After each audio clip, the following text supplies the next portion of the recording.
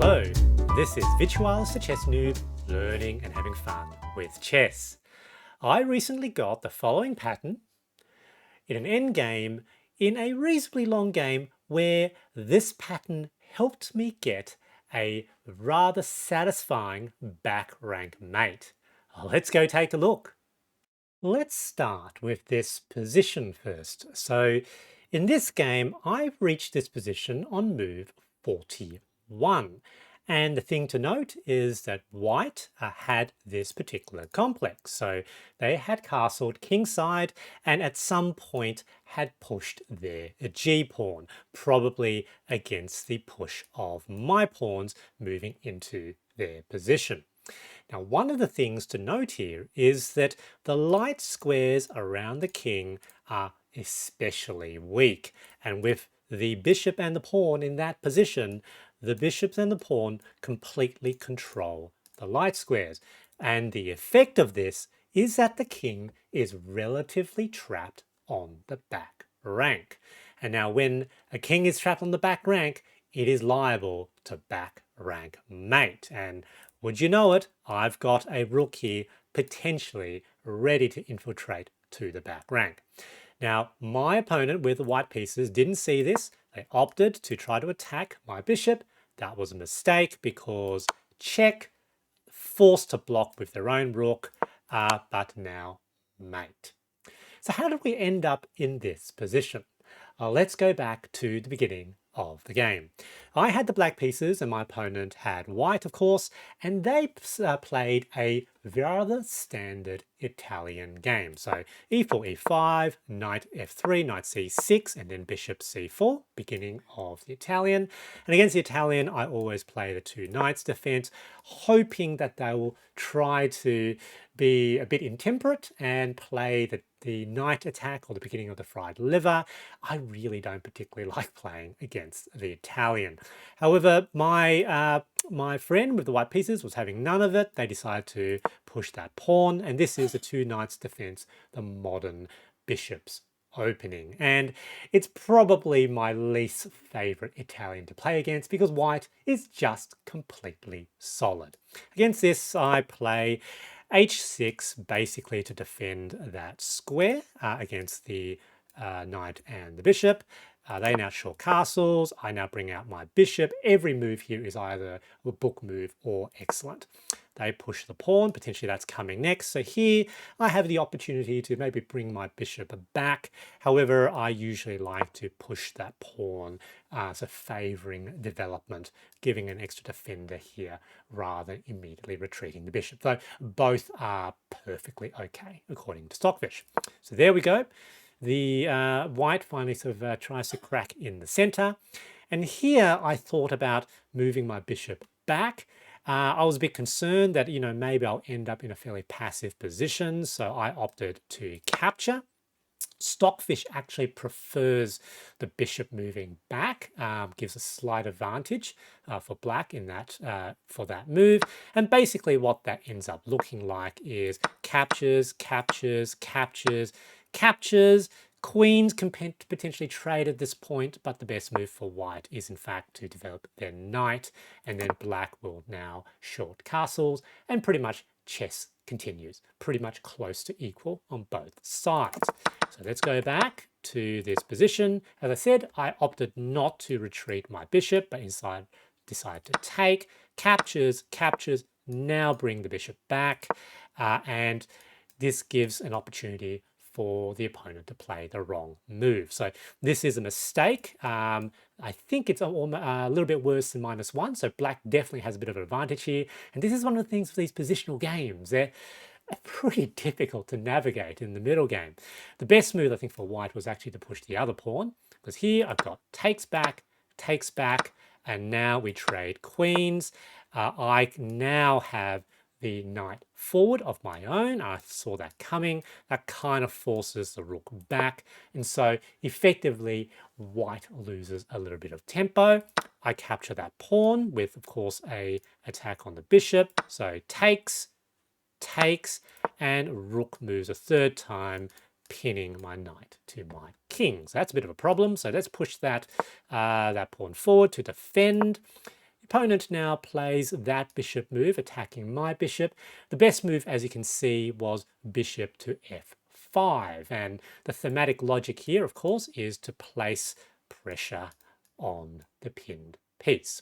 So here I decide to trade bishops, takes, and the thing to note is that putting pressure on the pinned piece with the pawn to f4 is still possible. I saw that, I was very happy, and I played a g5 to defend against that possibility. And I was happy to see that Stockfish thought that that was, in fact, the best move. Now this does kind of commit me to needing to castle queenside, and so that's a little bit of imbalance between the side, and that's good. You know, it's often you get slightly spicier games with opposite side castling, and with these pawns already pushed forward, I have the opportunity to launch an attack against my opponent's king. So they develop the knight. Here I get ready to long castles. Opponent moves the rook. You will see that Stockfish thought that was a mistake because that knight move potentially comes with a fork on those two pieces, which is very, very good. I now long castles. They bring the bishop back. I push the pawn. You will see Stockfish calls this a mistake. And the reason it's a mistake is that knight here is still potentially quite powerful. You know, it puts pressure on that pawn, and potentially there's a problem for me here. And so to prevent that, I need to bring my bishop to this square. Two squares between the bishop and the knight will usually now take away the mobility of that knight. So that was by far and away the best move, but I didn't see that. Luckily, my opponent didn't see that either. Move knight here to attack that pawn. Now that does force me to do a fairly passive rook move, so it wasn't too bad. They takes, and we sort of each trade a piece. I now start pushing my pawns forward.